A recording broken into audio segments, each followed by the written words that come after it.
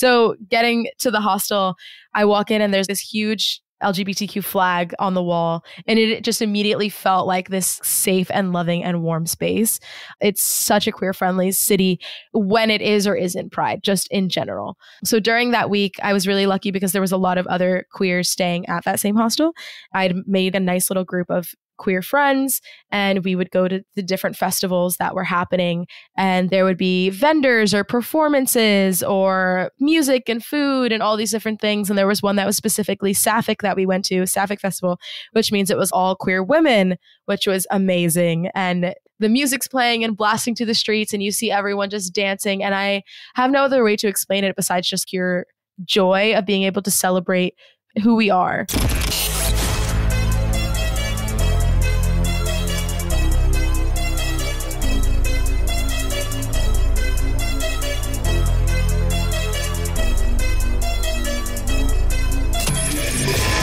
This is the Maverick Show, where you'll meet today's most interesting location-independent entrepreneurs and world travelers, and learn the strategies and tactics they use to succeed. And now, here's your host, Matt Bowles. Hey everybody, it's Matt Bowles. Welcome to the Maverick Show. I just want to start off by letting you know that I have compiled my list of the top 10 essential books for digital nomads. Now, this list contains some books that I read before starting my digital nomad journey. There were books that inspired me to do it and gave me the how-to information to transition into the digital nomad lifestyle.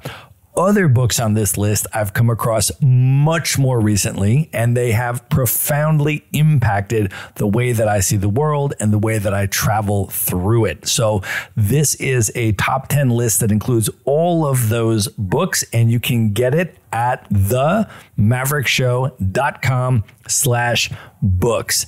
It's completely free. It's just going to ask you to enter your email, which will put you on to the Maverick Show's Monday Minute email newsletter if you're not already subscribed to that. And then you can check out the list. I write a little bit about why I selected each of the 10 books and how it has impacted me. And then I give you a direct link to each of the books there. So that is waiting for you. You can grab it right now at themaverickshow.com/books. And now let's get into the episode. My guest today is Dianni Hall. She is a queer Latina solo world traveler, podcaster, and freelancer who has been a full-time digital nomad with no permanent base since 2018. Born and raised in the United States, she started her journey with a solo trip to India and hasn't stopped since.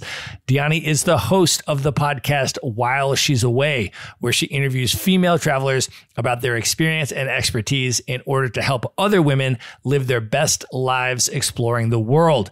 She also works fully remotely as a freelancer in content creation and podcast management as she travels the world. Dianni, welcome to the show. Thank you. You make me sound so cool. Like, I love hearing someone read my bio. It makes me sound like such a cool person. So thank you. I am such a fan of you as a human being and everything that you are up to. So I am so excited to have you on the podcast today. Let's just start off, though, by setting the scene. Unfortunately, we are not in person today. So let's talk about where we are and the fact that we have agreed to make this a virtual wine interview. We're kind of starting in the afternoon, so we're both going rosé all day, a little day drinking on into the evening sort of happening here. I am actually based today in the Blue Ridge Mountains of Asheville, North Carolina on the east coast of the US. And where are you? I am currently in New Jersey, Fair Lawn, New Jersey, if anyone happens to know where that is. I'm about a 30-minute ride from New York City. And this is kind of like my home base where I was born and raised, but where I come back to in between travels. And to pull back the curtain a little bit, we're both drinking rosé, like you mentioned, but this is now probably going on my third glass quite in a little bit here. So just so everyone knows, just to preface, set the scene. I have blocked the entire day out as day drinking with Dianni. And so we've already started our day drinking. We're now pressing the record about midway through. So you folks are all going to be able to listen to us finish the bottle of wine that we have already started. Dianni, I want to start this all the way back just to give folks context on you and your upbringing. And before we even talk about where you grew up, can you talk a little bit about your parents' story, where they're from and their experience coming to the U.S.? Yeah, of course. So I'm Puerto Rican Guatemalan. My dad is Guatemalan. My mom's Puerto Rican. On my mom's side, my grandma was actually the one that was born in Puerto Rico. My mom was born here in the States. And on my dad's side, my dad was born in Guatemala. He was there until he was about 15 years old, and he actually immigrated to the US around that age and kind of bounced around from Chicago to different places until he ended up in New Jersey, which is where he met my mom. And me and my two brothers, I say me and my two younger brothers were born here in New Jersey. And there's a lot of aspects of that I think have impacted the person that I've become today. In being a second generation Latina, just my family in general, we never really traveled much because I think my family, or my dad specifically, saw travel as more of a result of necessity than as a luxury of like vacations. And we did take the occasional vacation, but it had a very different sense for him when we were growing up. And that's kind of his journey. And so I've kind of taken that with me as a traveler as well, with that in the back of my mind, and always kind of recognizing the privilege that comes with what I'm able to do as someone who's constantly moving around. This comes from a place of just joy and wanting to live my life the way that I live my life, rather than for him, it came out of a place of necessity. And he actually hasn't been back to Guatemala since he came when he was 15. I think part of that is fear of it being different than the country that he left. And he's a little bit nervous about that. But my hope is that at some point we're able to organize a trip where we go back together, because I do have family that is there that I've never met, that he hasn't seen in a really long time, and be able to experience his home, his country, his youth, and kind of see him walk through it again while I'm there with him, and be able to reminisce and be a part of that walking down memory lane, I guess. Can you share a little bit about your experience growing up in New Jersey, and just give folks a little bit of a sense of the diversity and the immigrant dynamics? And then for you coming up there, how you navigated that Latina identity in an immigrant home and your U.S. identity as you were coming of age? That's something specifically that has always been a real struggle for me. And I think I have a lot of other Latina friends who I really identify with that like internal conflict of being American versus being from wherever they're from. My like core group of friends that I've had since I was in middle school are, one of them's Dominican, one of them's Colombian, the other one's Colombian. And we've just got so much diversity within our friend group. And so we can all kind of have that conversation and really resonate on what it feels like to be Latina American or Colombian American, or, you know, all of these different things, Puerto Rican American. But for me specifically, I think one of the things that makes my experience a bit more unique compared to my friends is that I wasn't raised with the Spanish language. I learned Spanish when I was an adult and I lived in Spain. I learned it more fluently. I, of course, have like my grandma on my dad's side doesn't speak any English. And so like we would communicate in broken Spanish on my end and her broken English on her end. And it's really beautiful now as an adult to be able to have conversations with her in a way that I wasn't when I was younger. But because I was missing that language, it always felt like that Hispanic part of me, that Latina part of me wasn't real. And I think we talk about like imposter syndrome when it comes to working in a space that we are new to, or like as freelancers or different aspects of that. But I think I can relate that as well to my identity as someone who is Latina. I always felt like a little bit of an imposter because yes, I am by blood, by birth, by my parents, but did I fully identify that being born and raised here in America? Like, did I always know everything there was to know about being Puerto Rican, or how to make Puerto Rican dishes, or, you know, how to dance salsa and like all these different aspects? I feel like I didn't fully have all of those things. And so as I've grown up, I struggled with that when I was younger because I went to predominantly white schools. And so being in those environments, they would joke about me being the Mexican because, of course, all Hispanics are the same. We're all Mexican. And I would take that with a grain of salt because I didn't really know any better. But as I grew up and got older and was truly struggling with that like kind of identity crisis and still am, have kind of learned that one, that I'm not alone. There are a lot of other Hispanic Americans, no matter where they're from, who weren't taught the language and struggle with that like piece of identity.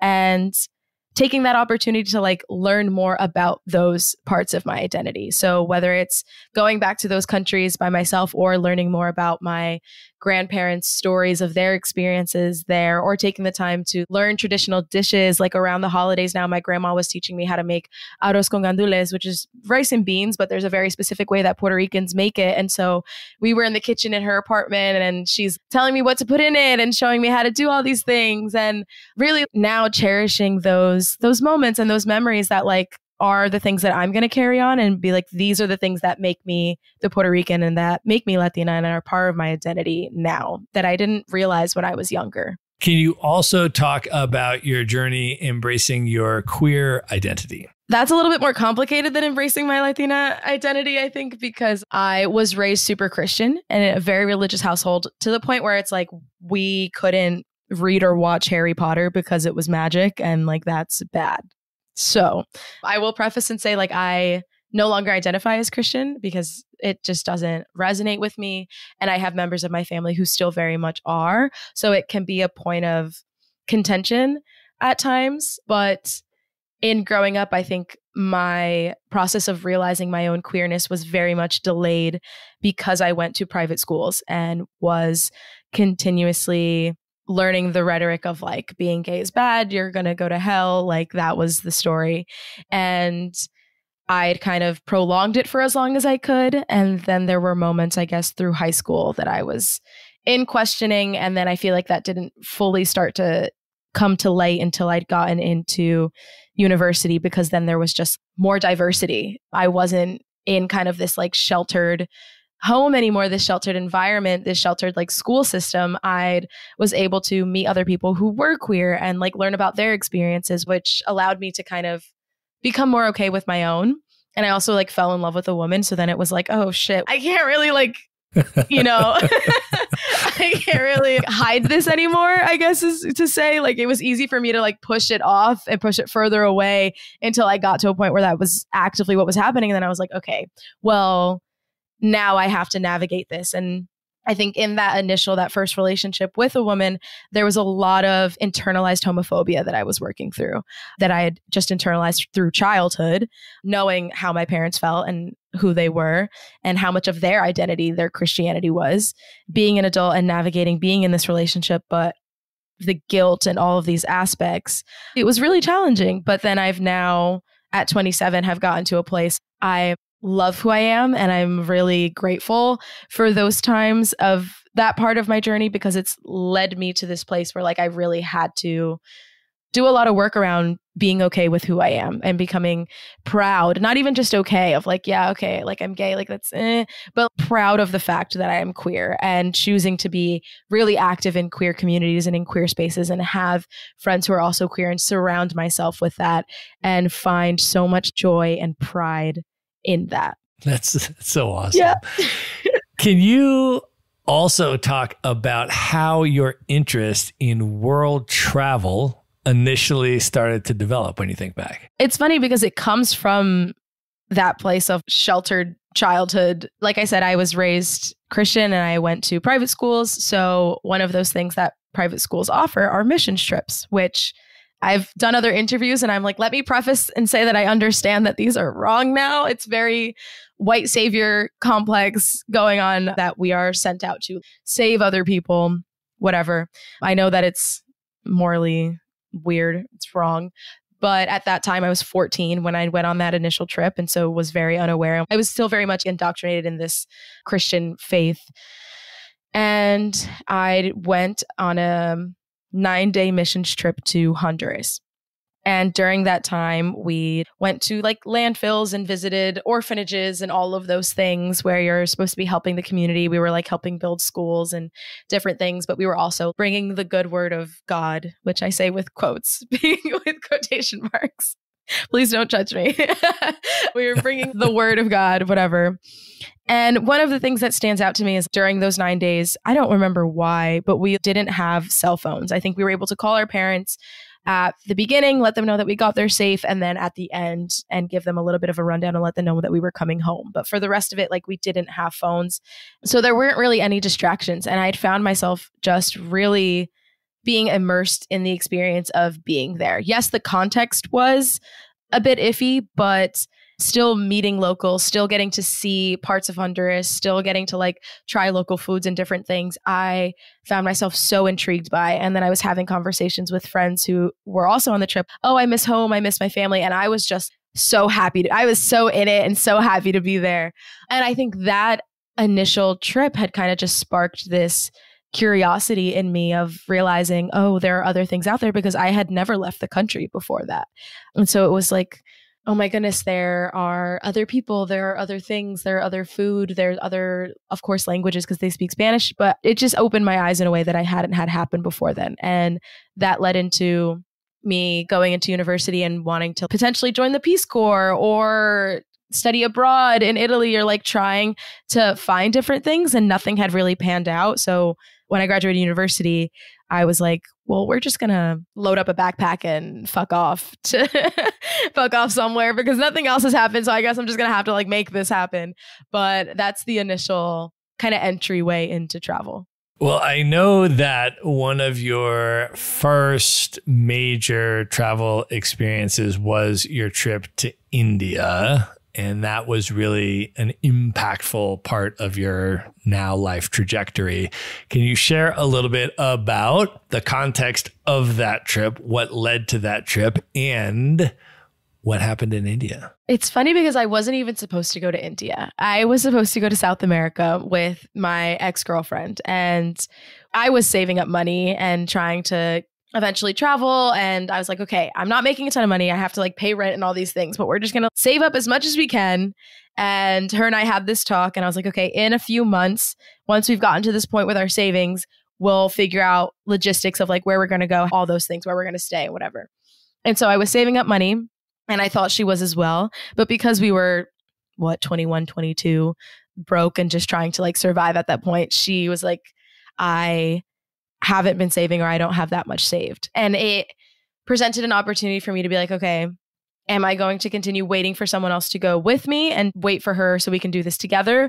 Or am I wanting to do this so badly that I'm willing to just go on my own and do this by myself? And it did get to that point where I was like, I am happy to just go alone. And then I was on Workaway. And if you're not familiar, you probably are if you're a regular listener to this podcast or you're in the travel community at all. But for a little explanation, Workaway is just a platform where you can find volunteer opportunities around the world so you can stay for free in exchange for accommodation. And so I'd heard about it probably through like Nomadic Matt, like the blog or something, and found this ashram in the south of India that was run by this woman, and it was just all female. And you would volunteer doing cooking and cleaning and different aspects in exchange for a stay in this house. And I'd done a call with her, and she was like, yeah, like you can come. And that basically started my trip. And I was like, okay, well, if I'm going to go to India, we also have like other parts of Southeast Asia that are nearby. I could hop over to Thailand, and I could hop over to Vietnam, and I could hop over to Laos, and I could, wherever, Cambodia, and there's other places I could go. So that was kind of the molding of that India turned into me traveling for like 3-4 months. But India itself was so unique because, and I think that first place was such a beautiful place for me to start because it was all of these women, and I was 23, I was quite young, and I'm meeting all of these women who traveled and lived in this way that I didn't even know was a thing that I could be doing. Because I was home before then, surrounded by friends and family who'd really never traveled at all or did on like a 2-week vacation basis. So for me to just fuck off to India and meet all these women who like did this, I was like, holy shit, this is a thing that like people do that I didn't know that people did. I only thought like Nomadic Matt on a blog. I thought he was the only person that did this. And it turns out other people do this. It was pivotal because it was so empowering to see women do it in such different ways. Like from one of the girls was also American and she would travel across the US via motorcycle. The other girl was Brazilian and had been backpacking for months. Another girl was German, and seeing all these women from different places around the world. And they would share their stories with me. And I stayed at that ashram for 3 weeks, probably a month before heading off to, I was in Varkala at first, and then I headed off to Goa. And I volunteered at an animal shelter, dog shelter, for another month there, which was another incredible experience. It was right on the beach. It was a gated community, and there was like 50 plus dogs that lived there. And it was me and an Australian girl, and we were in charge of feeding all of them and taking care of them. And people would just bring random dogs off the street or puppies that were like sick. And I remember there was one point where I've got like a puppy the size of my palm in my hand, and I'm feeding him with a bottle, like trying to nurse him back to health. And I'm a huge animal person, a huge dog person. So I loved doing stuff like that. And I was staying in this little wooden put together hut on the beach. It was the most eye-opening and life-changing part of that whole trip, but also just my life in general. Like it was the pivotal moment where I was like, okay, I can live life differently than I thought I was able to. And I will be like forever grateful for like that specific part of my life where I decided to do that. Can you talk a little bit about the ashram and the experience that you had shaving your head while you were there, why that happened, and what impact you think that entire experience had on you as well? I mean, for anyone who is a traveler and is listening and hearing me reminisce about my first trip, you know what it feels like to be on that very first backpacking trip that kind of like changes everything for you. But there was another layer with the shaving of my head on that trip. And you can't see me, but if you go to my Instagram or go look at pictures, I have very big curly hair. And so when I left on this trip, I also I think it was longer at that time, but had very big curly hair. And that was pivotal because at the ashram, like I said, there was one German girl who had dreadlocks. And for a little bit more of like a setting the scene, there was 3 levels of the house, and the top kind of had a roof on it, but it was open on the sides. And that's where all of the girls slept. There were just like mattresses on that top floor laid out next to each other. You each had your mosquito net, maybe like a little desk next to you to put some personal items, but we were just sleeping on mattresses on the floor right next to each other. And she got lice. And that was a concern because we were all sleeping on mattresses next to each other. So if she got lice, it spreads quite quickly and someone else would end up with it. So we were all kind of invested in like helping her get rid of this, but she had dreadlocks. So I remember afternoons like sitting on the balcony, and I'm sitting behind her with tweezers, like plucking lice out of her dreads, trying to get it out. And it wasn't working because obviously lice is hard to get out of dreadlocks. And I remember her saying like she really didn't want to shave her head because she'd worked really hard at getting it to this point, and she was really happy with her hair. I don't know where this came from. I think it's something I had kind of thought of randomly here and there. But I looked her in the face and I was like, look, if you do it, I'll do it with you. We can do this together.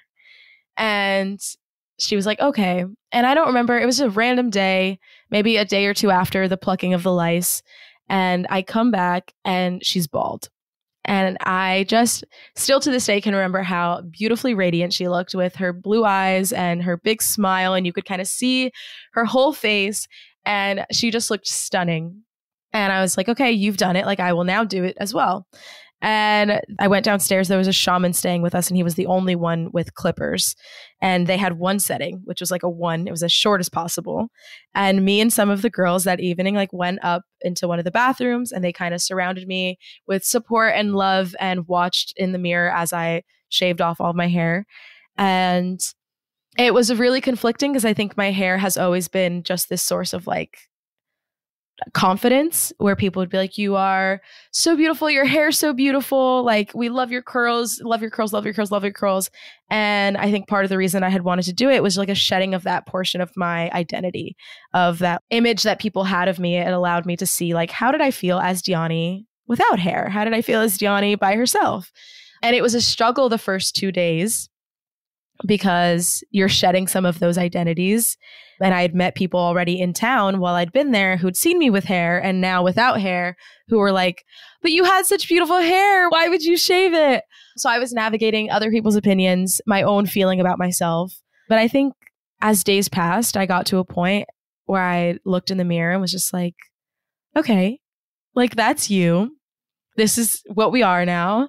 And I'd went on the rest of my travels that way. And it was such a unique experience because as backpackers or travelers, you know, when you meet people in other countries, it's an opportunity for them to meet like that version of you right then, not the version of you that is from your hometown or the friends that you have that know all of these past experiences that you've had, but you're meeting this person in this moment as you are. And it allowed me to meet people like as this other version of Dianni who I was getting to know and they were also getting to know in this new way, which made it really beautiful. So there was that aspect. But the ashram in general, we were getting up every morning at like 4 a.m. She would come in ringing a bell for us to wake up at 4 a.m. to meditate for an hour and to do yoga for an hour. And there was a shaman there who was kind of teaching us. And the whole focal point of it was just mindfulness. And so he was helping us with our meditation practices and also facilitating ayahuasca ceremonies that I did not partake in at that time because I didn't feel like I was ready. But it was a really beautiful space of beginning this kind of spiritual journey that I think can be intertwined with travel.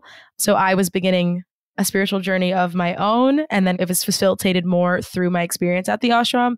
And then I think kind of led into also the rest of my travels on that trip. Well, I definitely want to ask you about your experience in Southeast Asia, where you went, what you were up to, and I really want to hear about how you experienced Vietnam by motorcycle. Vietnam to this day is one of my favorite places in the entire world because it's such an incredibly beautiful country. But basically after India, I'd headed over to Thailand and I was in Chiang Mai where I'd met someone. A little travel romance occurred and we ended up traveling. They were supposed to head over to where I would think after Thailand, I was going to go to Laos. And they were going to Vietnam. And after Vietnam, they were heading to Australia to do a working holiday visa and live there. And so we spent like a few days in Chiang Mai and then headed up to Pai and spent like 2 incredibly lovely weeks up there because if you've ever been, it's so stunning and beautiful. And we were just going to food markets and hanging around and just kind of enjoying the chill life there. And then they had asked me, we were at a waterfall with like a few other friends. It was around Christmas time. And they had asked me like, okay, well, I'm going to Vietnam next. First, they were going to a monastery, but they're like, after this monastery, I'm going to Vietnam for 2 weeks before I head. Do you want to come with me? Like, do you want to do this together? And I was like, hell yeah. Like, fuck yeah, let's do this. So I went to volunteer in Pai at another dog shelter for 2 more weeks where I was there. And then we met up in Ho Chi Minh in Vietnam. And we spent 2 weeks turned into a month. And we traveled from the south of Vietnam all the way to the north via motorbike. And we didn't buy one because I met people who'd like bought a motorbike, traveled the whole thing, and then sold it. I didn't have enough money to do that. My whole trip was on like $3,000. So that's all I had for all of it. And once that ran out, we were done. That's all I could do. So there wasn't enough to do that, but we would rent one in one town and then like drive to the next town and then stay for a few nights and then like rent another bike and then take it to the next town. We'd basically just traveled like up the coast, hitting a bunch of different towns that we went. And I think one of the most memorable moments for me was doing the Hai Giang Loop in the north of Vietnam because I'd never seen anything like it.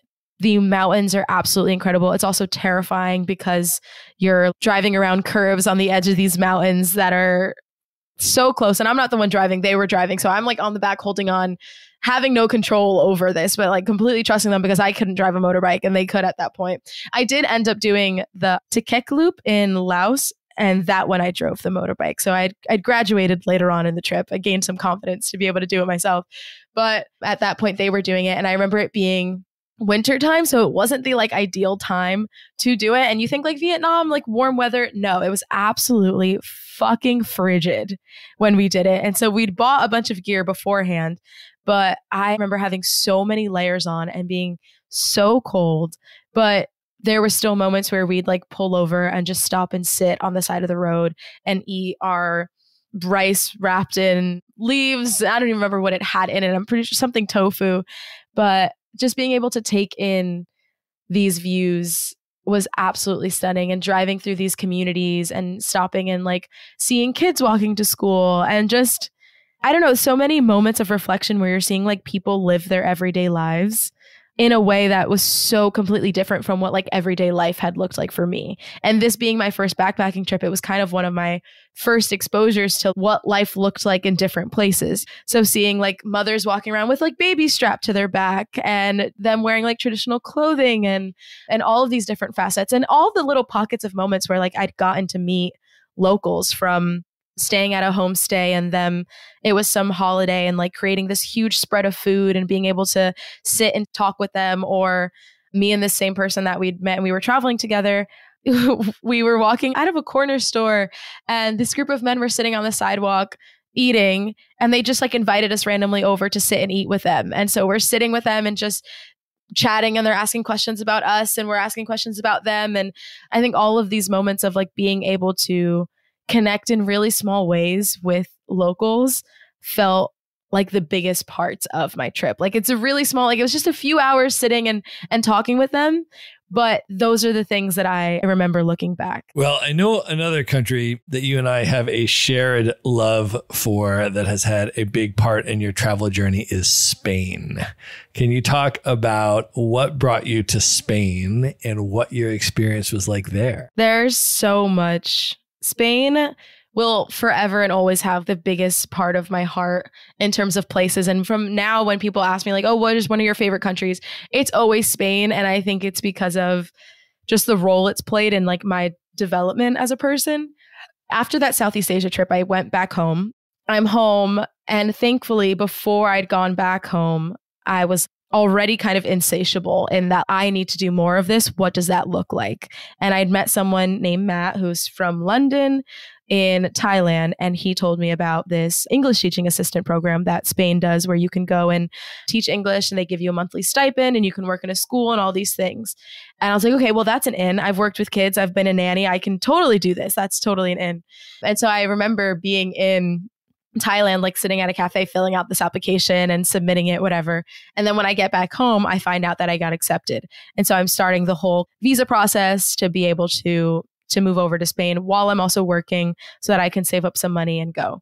And so after a few months of being home, I go to Spain. I was placed in this small town, Cartaya. It's in the south of Spain, middle of nowhere town.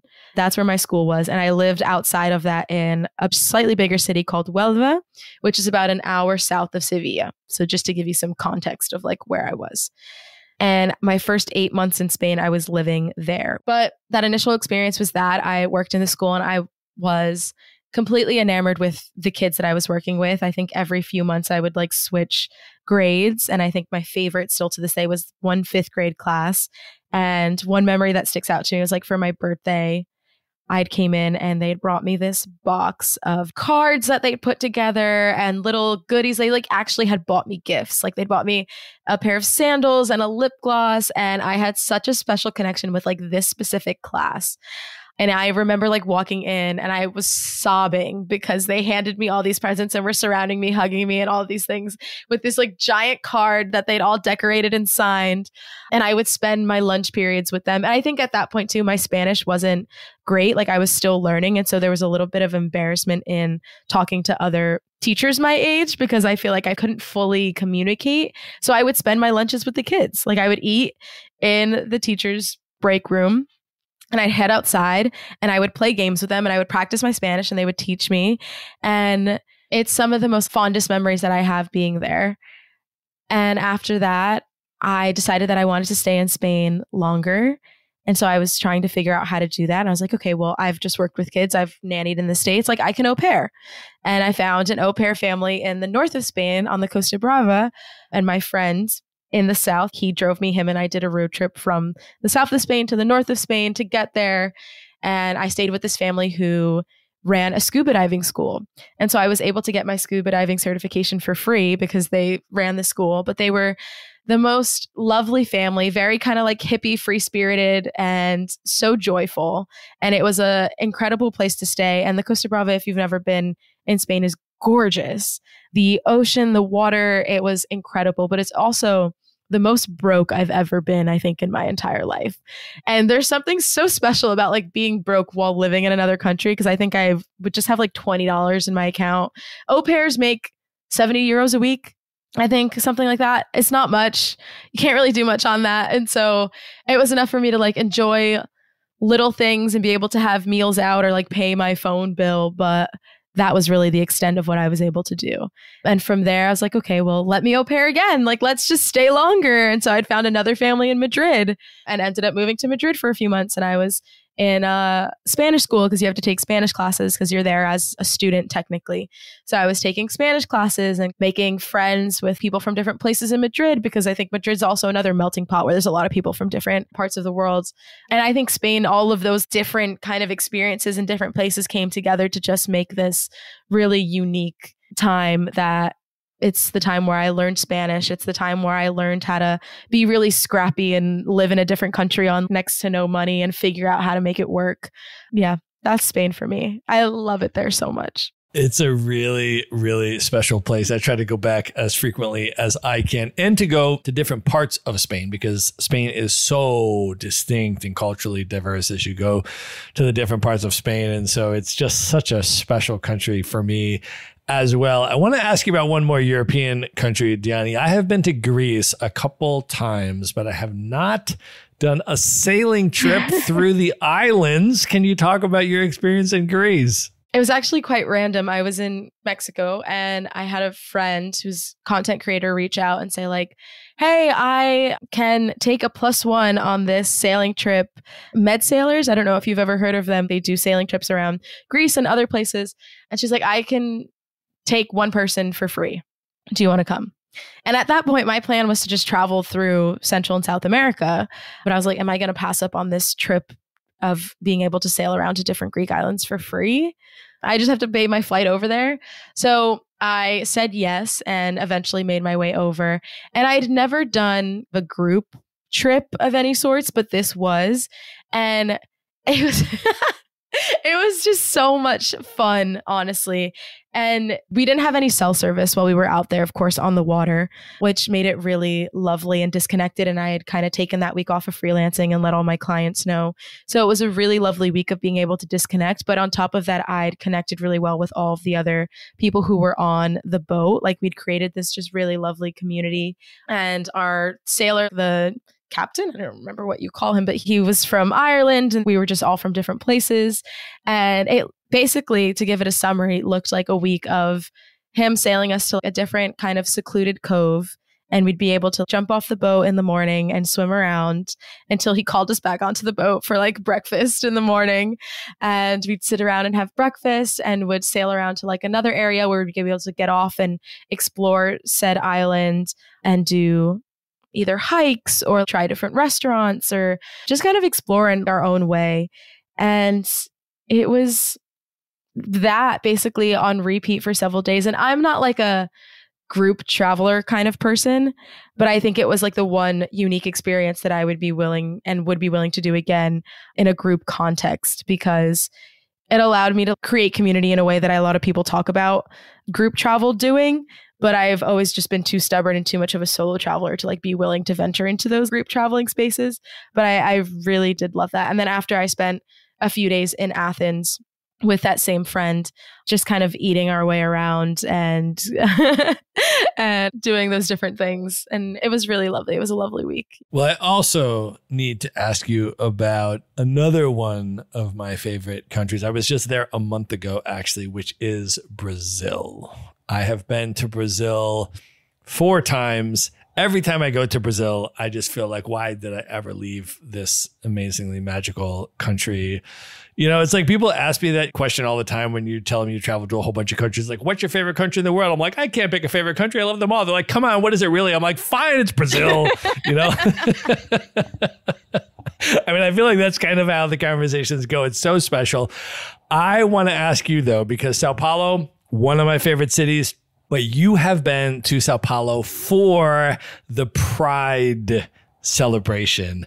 I have not been there for that. Can you tell folks what that experience was like? Actually, also maybe just starting with your impression of Sao Paulo as a city in general and Brazil, how your experience was in the country, and then what was the Pride celebration like? Sao Paulo was that was the first place that I got into when I got to Brazil.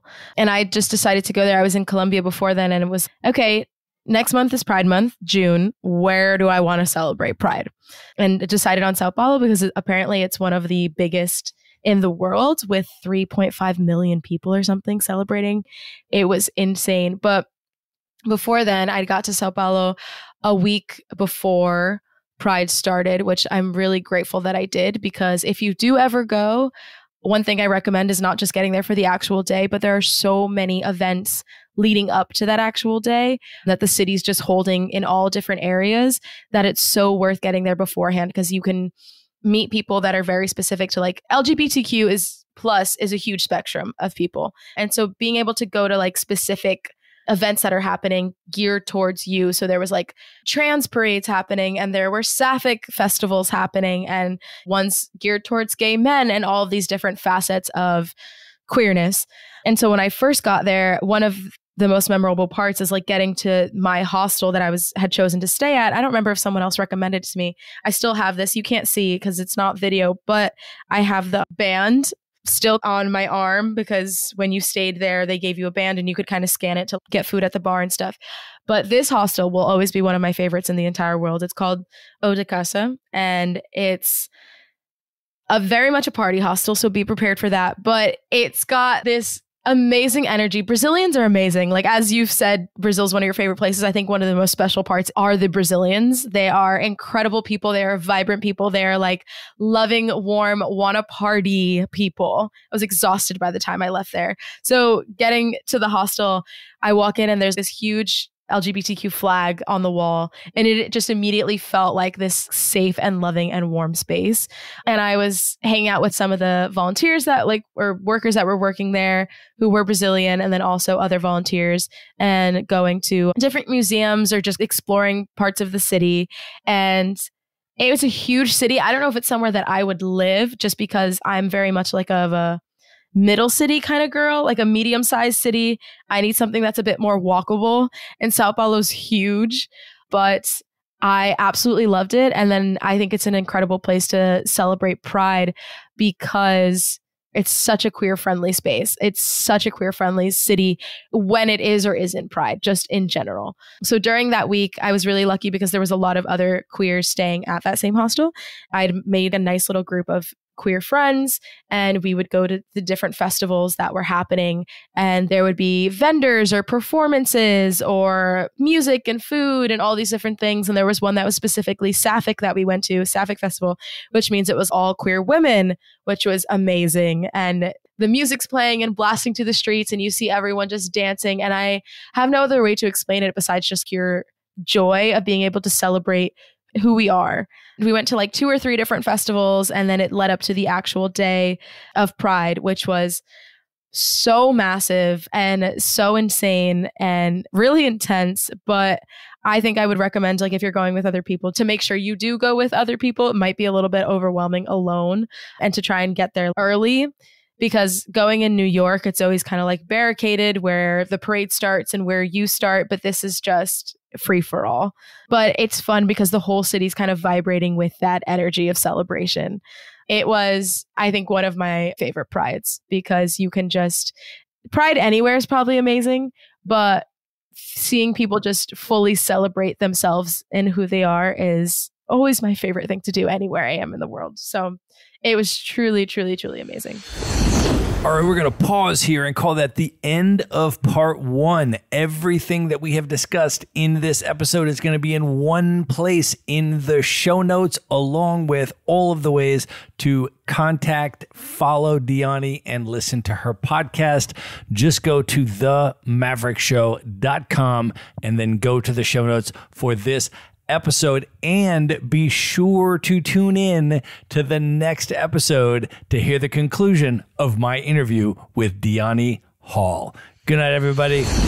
All right. I hope you enjoyed that episode. Just a final reminder to subscribe to the Maverick Show's Monday Minute email newsletter. No long articles here, just 3 bullet points that I put together for you and drop into your email inbox every Monday that you can consume in under 60 seconds. You can subscribe at themaverickshow.com/newsletter. Again, that's themaverickshow.com/newsletter.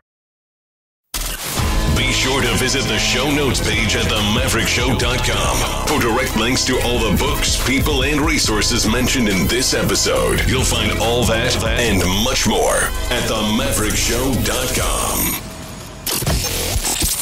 Learn how Maverick Investor Group can help you buy cash flowing rental properties in the best U.S. real estate markets, regardless of where you live. Schedule a free phone consult today at themaverickshow.com/consult. Now you can buy rental properties with tenants and local property management in place, so you don't have to be a landlord or a rehabber. To get your questions answered and discuss how Maverick Investor Group can help you meet your real estate investing goals, schedule your free phone consult today at themaverickshow.com/consult. If you like podcasts, you will love audiobooks, and you can get your first one for free at themaverickshow.com/audiobook. Whether you want the latest best-selling novels or books on investing, business, or travel, try your first audiobook for free at themaverickshow.com/audiobook.